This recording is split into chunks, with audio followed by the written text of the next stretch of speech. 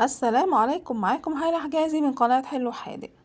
احنا النهاردة فتحنا محل الحلواني وعملنا احلى جاتوه، والله كان تحفة، احلى كتير والقطعة اكبر كتير من الجاهز بتاع بره. يلا بينا نعرف المقادير بتاعة الكيك. 5 بيضات متوسط وعليهم فانيليا وعليهم كوباية سكر وعليهم نص كوباية مية وعليهم معلقة كبيرة محسن كيك وكمان عليهم معلقتين خل.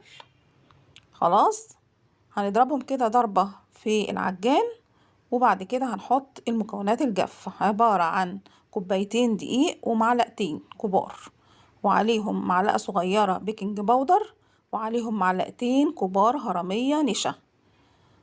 وانا عشان هعمل معاكم ده اللي بالشوكولاتة فهحط كمان معلقتين كاكاو خام.